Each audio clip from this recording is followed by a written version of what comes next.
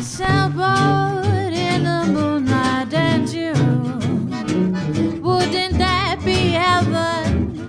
Oh, heaven just for two. A soft breeze on a June night and June. What a perfect setting for letting dreams come true.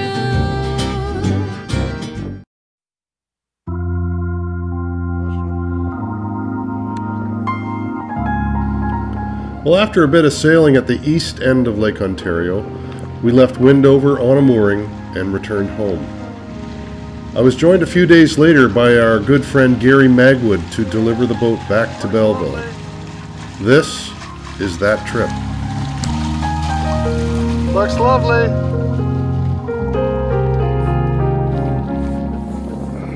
Fortunately, I'm thinking this might be getting close to the end of our sailing season up here. Canada's pretty unique in that we only sail from May until September.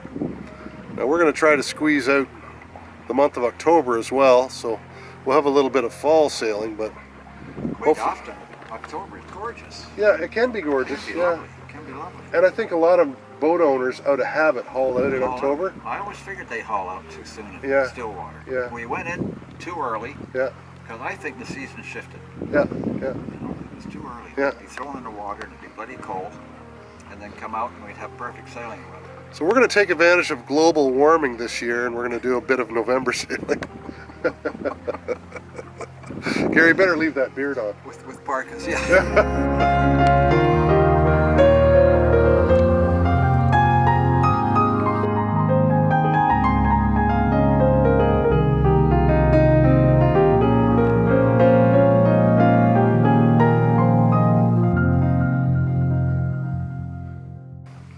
You have some pretty cool sailing stories you could tell. And I think it'd be fun if you guys could hear about some of Gary's adventures. Could you sort of retell? Elucidate? Yeah. Let's start with you bought a boat. Okay. Okay. Yeah. So what can you tell us? I went out and bought a wooden boat. Yeah, first mistake. Built in 1962 in Argentina. Very beautiful. Spent 2 years preparing it to go down to the Caribbean.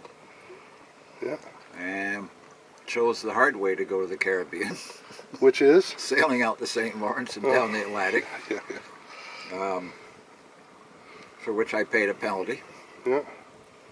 It was an adventure. So the penalty started in Halifax Harbor, I think, didn't it? Mm-hmm.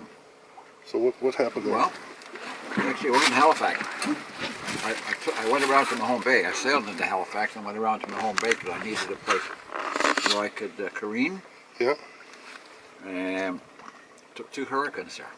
Well, and we should explain to people too that careen, it means putting the boat up against the dock. And of course the tides out there are so immense. And once the tide goes out, the boat's sitting literally on the hard, and you can walk around the bottom of it. Yeah, and watch it. And check it and look at the hull and all that kind of stuff. So I careened it in one direction and the tide came in, up she goes, turned her around, tide went out again. Lovely. Looked to the other side. And that was in Mahone Bay in Nova Scotia. Nova Scotia. Took 2 hurricanes there. Man, they just came up and they weren't even supposed to be. They were supposed to do this. Yeah. And they did that straight up.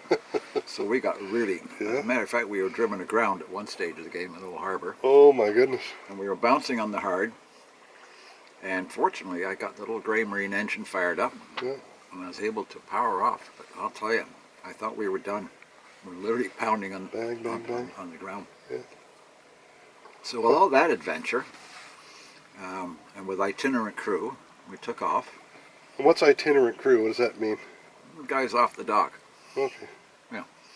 One was an ex-RC MP officer who was living in Mahone Bay and heard about the trip and wanted to go. The other guy was an Air Canada pilot who decided he wanted to join.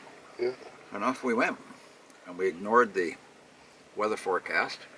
Well, that's always healthy. Well, I didn't ignore it exactly, but Transport Canada, whoever it was, the marine thing, said there were 2 lows off Cape Cod. They shouldn't be a problem. famous last words. Famous last words, yeah. They blew out in the Atlantic, and now we're in full gale. I'm just massive. I mean, oh.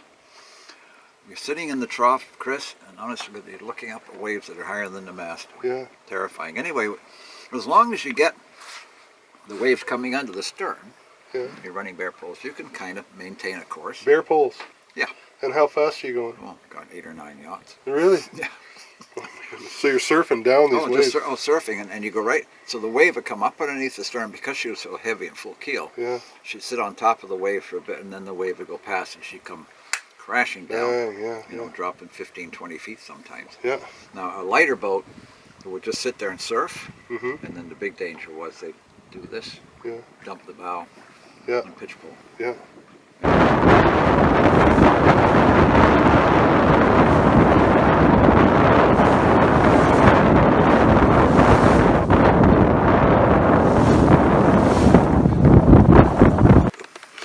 So I put Gord on the helm, this ex-RCMP officer, and this was an adventure of a lifetime for him. He'd always wanted to do it. And I said, Gord, keep track of the course. In other words, keep looking at the compass and keep track of the time that you're at the helm. Yeah. And we could plot on a paper chart where we were. Yeah. Well, he got mesmerized by the compass at night. And he didn't see that big one coming from the side, Chris. Oh, really? And instead of doing this, of course, it just came over the top, and literally, when I woke up, I was on the roof of the cabin. Huh. We were upside down. Huh. But 7,000 pounds of lead. Yeah, up she goes. Up she comes again. But now the center hatch was blown out. Did it break any ports? I can't remember. But anyway, it came up. The water was over the settee berth. Huh? How big was that wave? Oh, well, it's monstrous. I don't know. I didn't see it. Yeah. So now the boat's only got about this much freeboard. Oh my goodness. Yeah. Because it's filled with water. Mm-hmm. And so I came up and, of course, got it stabilized. And then we set about, and we had 3 very motivated bailers on board. Yeah, yeah. But we're lying in the trough and just doing one of these and trying not to get into any more trouble. And I think I went forward to do something. I can't remember what it was. Anyway, I had a wave take my feet out from underneath me. Oh, yeah. Took the handrails up and broke 3 ribs. Oh. So now I took the towel, yeah. literally, and wrapped it with gaffer tape. Yeah. And wrapped myself in gaffer tape so I could at least move around, because I still had to take my watch. Right? Yeah, So every move was painful. And no, I remember now a story about Gord, who was on the tiller. Yeah, he got swept overboard. He got swept overboard and keel hauled. Well, he didn't. He was under the boat when it rolled. Mm-hmm. And he was a 250-pound ex-cop. I pulled him up on the boat. Really? Oh yeah, the adrenaline just came in. Oh yeah, He didn't talk for 3 or 4 days. Yeah. Didn't talk at all. Anyway, we got the thing stabilized, and we got the thing bailed out, and we got the engine started and all that kind of stuff. Yeah. And by that time, the gale had kind of blown through. But now, everything below, every bit of fabric, is soaked in salt water. All our clothing, bedding, food, and it doesn't dry. Yeah. Charts. The charts were okay because I had them in protective covers. But then, once we got settled down and the gales blew through, the course to Bermuda wasn't too complicated. Yeah. I think our GPS got swamped or something. Whatever we had, I had the compass, I had the stars, and a boat speed we estimated. And I kept a running chart, and when we were somewhere near Bermuda, the VHF radio still worked. It did. Oh, okay. And fortunately, because Bermuda, the radio Bermuda, they monitor all the traffic around the island. Yeah. Freighters can't come within 100 miles of Bermuda unless they're delivering. Yeah. And I made contact with Radio Bermuda. It was about 50 or 60 miles out. Mm-hmm. And the whole north part of the island, 50 or 60, is all shoals. Is all what do you call it? Reefs and things. Yeah. So once I made contact, they verified who we were. They called off the search, because I posted a sail plan when I left them. And you weren't on that anymore. We're 2 days past. Yeah. So they were already looking for us. That's comforting, isn't it? Very comforting. But these guys in Bermuda were amazing. They, first of all, it was nighttime when we realized where we were, and they guided me told me to get out, what to steer, what course to take. Oh yeah, and literally guided me through a little tiny channel at night. Wow. And a hook like this and up into St. George's Harbor. Wow. I'll tell you, once we tied up. But the guys were great because they kept saying, 5 degrees starboard, 10 degrees to port. Yeah. Couldn't have done it without it. No, he would have been offshore, hove to, wondering how to get in. Figuring out how to get in. Yeah. Anyhow, we got tied up and we were allowed to stay right downtown St. George's. Mostly, any cruisers like that, they have to anchor out, but we were so badly beat up. Yeah. I had no center hatch. I didn't have any drop boards. I've forgotten all the Goodness. stuff. I can't remember all the stuff that was broken. And to all the ladies watching this, I just want to say that this isn't normally how things go on a sailboat. So if your husband has aspirations of someday setting sail into the North Atlantic, odds are it won't be anything like this. So not at all. You'll be out there picnicking on the foredeck. Yeah. In your bikini. Yeah. Sun drenched. Yeah, absolutely. Catching mahi after mahi. Cooking down the barbecue. Yep. But so now we're in downtown St. George's, which is very cool, so we could start to make repairs. And the second day we were there, a guy came up on a motor scooter, with a box on the back. Got talking to him, introduced himself, and he turns out to be the executive chef at this 5-star hotel. Oh, really? Yeah. And he says, what are you guys doing for meals? I said, well, we got cans of beans, whatever it was. We think they're beans, but there's no labels on them. There's no labels because they were all floating around in a bilge, right? So it was mystery meal after mystery meal. Yeah. So lentils again. Yeah, so the guy said, I can't even remember his name now. I said, don't you worry about lunch, he said. Every day. Wow. And every day he'd come down, ning with a 5-star lunch. Oh, really? It's beautiful. Yeah, it was fantastic.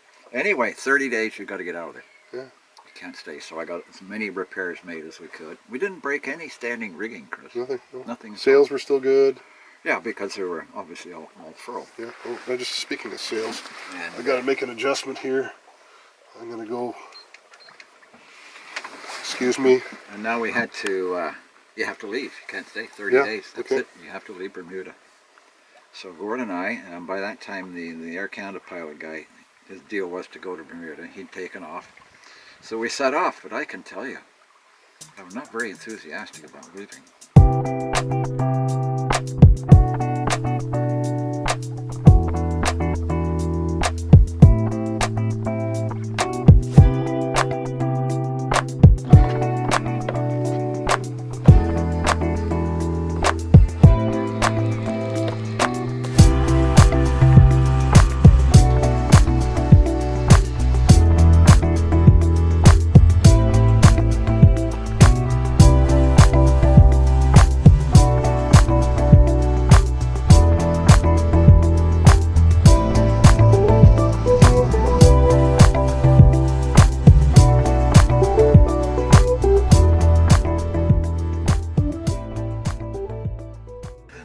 I should say too that your boat wasn't just any old boat. His boat was called Inward Bound, and it is with a bit of a history to it. Oh, absolutely, yeah. It was built in Argentina in '62. It was a Sparkman Stephens design. It was a beautiful boat. I mean, it really was beautifully built, and it sailed.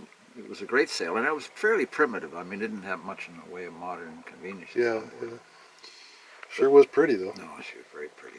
Anyway, we competed with all the classic yachts down there, and that was great fun. So the crew I took down, I picked up 2 guys in BVI, sailed down. They wanted to get off there, and I picked up 2 more guys and sailed from there, from Antigua to Wrightsville Beach, and that was a lovely sail. And brought the boat back to Belleville. Yeah. And there it was. Quite a story, and she lived to tell the tale, and you lived to tell the tale. It did. Yeah. But here's the Sparkman Stephens story is kind of cool because I was told it was a Sparkman Stephens design. Now that's its pedigree. Yeah. It's like a horse with a pedigree. Yeah, for sure. Yeah. A boat with pedigree. We sailed from Belleville to Newport, Rhode Island, to compete in the classic yacht races there. Yeah. And guess who was there? Olin Stephens. Oh, yeah. So I sort of gently asked him if he'd come over and have a look, and Yeah. he came over and he looked at Inward Bound and he said, "That's one of mine."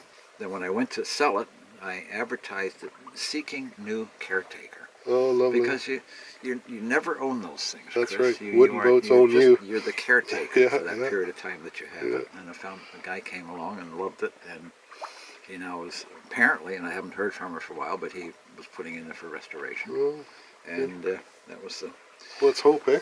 that was the end of the Inward Bound story. You know? Yeah. And you had a little, just as a side note, he had a dinghy on the deck, and it was called Upside Bound. Yeah. It's a beautiful name. Yeah. Anyway, Gary, thanks a lot Oh, for listen. sharing your story. And Listen. you are an authentic British sailor, by the way. And we'll have some links to those videos up above here where he makes a little appearance. But you've kind of been a mentor to us, and Yeah. a great, it's been fun. No, it's been great wow, family friend. it's been a long time. Oh no, Your it kids- hasn't been a long time. What are you talking about? Your kids were like that. I know. I mean, they were. Izzy was tiny. Izzy was a baby almost. Yeah. Almost. And now look at these. Look at them now, eh? 22, 23 years. Yeah. Easy. Wow. Wow. Anyway, Yep. here's a character.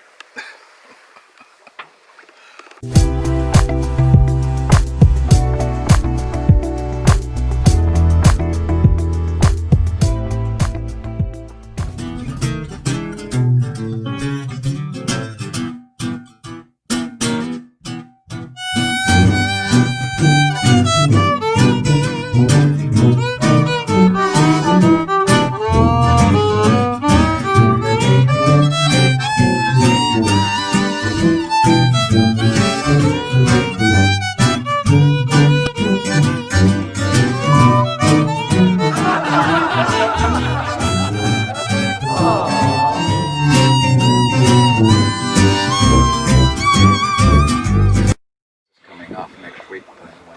Yeah? Yeah. Pain in the ass. I can't lick a plate clean. Well, you can. Just Yeah. that you're wearing the mop. Then you gotta go.